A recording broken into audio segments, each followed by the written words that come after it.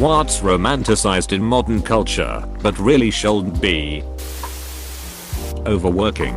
Not taking your vacation time. Running down problems on nights/weekends. Going into work sick.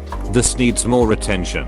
Every time the work week has been decreased in the past, production went up. The guy who invented Kellogg's cereal tested a 6-hour workday and production went up so much that he could afford to pay the same as the 8-hour shift and hire 300 more people. There was an oil crisis in 1973 in the UK. Prime Minister Heath ordered a 3-day work week to conserve energy. By the time it was lifted, the numbers showed that production only went down 6%. People ask, what would you do all day if you didn't go to work? Across the board, people got involved with their churches and communities and helped each other. This overworking nonsense keeps us from getting involved with our communities and allows politicians freedom to ignore our problems because we are too tired to interact with each other, much less fight against injustice. Reminds me of how everyone shifted to teleworking this year and how productivity for a lot of companies actually increased, mine included. This has been the best part of my year, working from home full time. I can get up semi-early, work a little, take care of the family, work a little more, work out, eat meals with my son, take care of some house items, and finish out my day. I get the same amount of work done as if I were in the office. No commute and I get personal/home things done too. Harley Quinn and the Joker's relationship. If you can't handle me at my worst. In rom-coms, men who are persistent. Good way to catch a restraining order. True story. A friend of mine literally worshipped Ross from Friends. Fucks up his everyday and his relationships because of his true love, Rachel. Got a restraining order after a couple of years chasing her. I watched Friends with my husband a few years ago and I couldn't get past how creepy Ross was. Cheating. Source: any pop artist's music lately. Not just cheating, but trying to glorify or justify cheating. The whole he/she probably deserved it mentality needs to go the duck away already. It's a game to people. But behavior like this is hard to shake. Later in life they will struggle with the fact their relationship is unhealthy and find that love evades them because they themselves never knew how to give and receive unconditionally. Romeo and Juliet. It's touted as one of the most romantic stories of all times. And people think they're a great example of a romantic relationship. But they barely knew each other, were both basically kids. Romeo was in love with someone else in the beginning of the play, and they died due to their own stupidity. Not romantic at all. It was written as a tragedy, people. Don't try and be the next Romeo and Juliet. Some scholars think it was written as a satire. I love the idea of Shakespeare trolling everyone by having these dumb kids get themselves and others killed over a kiss. I honestly believe it. If you compare it to his other works, it has more hallmarks of his comedies than of his tragedies, not to mention that it is so needlessly over the top compared to his other tragedies. Shitty work/life balance and sleep schedules. People brag about working 12-hour shifts and sleeping for 4 hours each night. That's terrible for you. Coincidentally, some of those same people end up having a stroke or heart attack before 50 and sit in the hospital wondering how it all happened. Teen suicides. Fuck you. 13 reasons why my little brother killed himself as a teenager too. His birthday is actually today, and he would have been 22. That's a tragedy. I don't know how it is to lose somebody close because of suicide, but I'm able to empathize with you a bit because I'm also 22. I wish you just the best, and I'm very sorry for your loss. Being massively in love with someone toxic and abusive. Welcome to my recent life. Details: bipolar, alcoholic, maniac GF. Took me 2 years to get fo. Don't want to elaborate further. Too upsetting. Don't stress it, brother. We know. The whole ride or die in relationships. OCD. OMG. I'm so OCD I like to keep my table neat. Exclamation mark. Apostrophe. No, Janet. You have no idea what a debilitating disorder it is. It's not a quirk or adjective. Don't romanticize it. Also autism and 4chan. No. You aren't ducking autistic. You just never socialized growing up and lack social skills. I relate on an unhealthy level. Fixing up an old van to travel around the country in. Sounds amazing but so expensive to do. Most people don't know the cost when they start. The van becomes a money pit and sours the dream. It's better to buy a camper van already done up, without a litany of mechanical problems. Of course it works for some people, but for most it bleeds them dry. It sounds great and all, but if you don't work remotely you're just the guy living in a van. Jealousy. People think it's cute when their partners get jealous when they talk to people of the opposite sex, because it shows they care about me and don't want to lose me, but in reality it shows that they don't trust you. Totally agree. Jealousy is not attractive. I've been with my so about 5.5 years now, and he still feels the need to check who I've been texting or talking to. Drives me crazy sometimes. That's not healthy. I'm really not one to give relationship advice. But if your partner is constantly wanting to check your phone and accusing you of cheating, then chances are he might be doing it. Booze. And it isn't an excuse for the recklessness it leads to, either. Day drinking on TV is everywhere. Anyone in a position of power that people are supposed to aspire to. The corner office. The expensive suit. They all seem to have a bottle of expensive whiskey on their office shelf that they crack into every episode. Going to college. If you have a passion, a drive, then it's worth it to pursue it and attend. But for decades people have been told by their parents and society that the only way to be successful in life is to go to college and get a good education.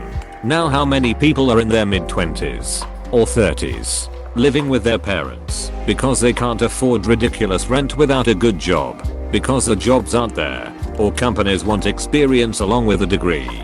How many people with master's degrees are working at Starbucks or the Apple Store? Or, if you are lucky enough to land a job in your chosen field, you are starting your career with tens of thousands of dollars in student debt. How are people of this generation supposed to be able to afford a house before they are 40 with the amount of student debt most college grads have? There are other options to make a living that really should be talked about more than a college degree. Wow. I sometimes really just don't understand the US education system. Here in Sweden you get paid well in colleges. The government want the general population to have good education. PS no, we don't pay ridiculous amounts in taxes. We have many multi-billion-dollar companies and many inventions. Overworking. People walk around and brag about having to work a 16-hour day, or how they only got 3 hours of sleep the night before. Congratulations. You're doing something entirely unhealthy and are gonna work yourself to a mental breakdown. You describe the whole Japanese society. Alpha males. There are constant comparisons to wolves and being an alpha. People seem to think that all alphas do is fight and assert dominance. In nature, alpha males in wolves don't get their status because they use dominance and aggression. It's because their pack is normally their mate and children. They raise their children with love and care, hunts either alone or with his mate and kid as for food. Sure, they fight and sometimes have to show dominance over predators or stray alphas that try and take what they have, but is much rarer than what people seem to think it is. Like, I would be all for being called an alpha male if it meant the connotations of actual wolves and being a caring, loving and protecting father, but what it means currently is nothing that. It's all about brashness and aggression. My ads got weird for a bit sometime this year. Whole lot of things about this one trick will make any woman throw herself at you. Then after went into how to not be a beta. Alpha culture is honestly one of the few things that make me unironically cringe because of how absurd and gross it is. You aren't attractive. You're being a massive dickhead. Accessibility. It seems great, but I feel like a lot of people get depressed because everything is up for grabs. You spend your money on the emptiness that is Netflix and takeout. Long-term projects, goals and satisfaction are becoming rare. Follow account on any social media. Oh, you only have 300 followers? To them I just laugh. Okay, then why don't you have as many followers as insert name of famous influencer? Pregnancy. Having kids in general It's a lot of work. Victimhood. This is the most important in my opinion. Glad you brought it up. The good old days mentality. Good for who? It can be compared to MAGA as well, but the basic sentiment has been around longer than the last 5 years. I get nostalgic for the 2000s, my childhood, a lot, but really I'm just looking with rose-colored glasses. They were nice, but lots I didn't like back then too. Plus now we have Netflix. Obesity as beauty. I'm not saying everyone needs to look like a swimsuit model, but it shouldn't be acceptable for someone to require a powered scooter to move around because they are too fat to stand. The way I see it, there is a difference between accepting a person who happens to be obese and accepting their obesity. There is no reason to be uncivil to a person because of their weight. They are still a person after all. But obesity is not okay. It is unhealthy. They are not perfect how they are, but they are still human. Everyone has flaws that we need to work to overcome, and this is no different. I completely agree with this. As I see it, body positivity should ultimately be about looking past the body and respecting the individual as a human being. Not saying obesity is okay or beautiful. Shit is dangerous and puts you at risk for so many chronic issues. I will always respect the person as a fellow human being, but it's irresponsible, in my opinion, to not do your best to care for your meat suit. Armchair experts on anything, but especially when it comes to medical and mental issues. That and self-diagnosing mental issues. The self-diagnosing issue is understandable. Like, I know for a fact I'm depressed. I sometimes go days without eating because I can't bring myself to leave my room and face the world. And that's just the start. But I can't afford to spend a bunch of money for a doctor to tell me, well, now, that's not normal. If healthcare was more accessible in the US, then there would likely be a lot less self-diagnoses. Besides that, even if I could afford it, I really just can't be bothered to go out into the world and talk to a doctor about it. Therapy, man. You don't need a doctor or medication. You need someone to talk to who understands what you're going through and can be an objective listener. And I've found good therapists work with their patients on payments. Might take some work/effort to find the right one though. This is coming from someone who spent years on medication and seeing psychiatrists who never actually addressed or tried to solve the underlying issues that spawned my depression/anxiety. Getting off meds and into therapy was a life changer for me. Bonnie and Clyde. On that note, Jess James. Psychotic killers and thieves. Being praised as folk heroes has always bothered me about society in general. Suicide, depression, or any other mental illness. Cheating, drinking/doing drugs. Doing creepy shit like pinning someone to a wall and saying something like, I know you want me. Just admit it already, because that is objectively creepy as duck. Rugged individualism, especially in the US. I'm all for being my own person, but it's totally over the top.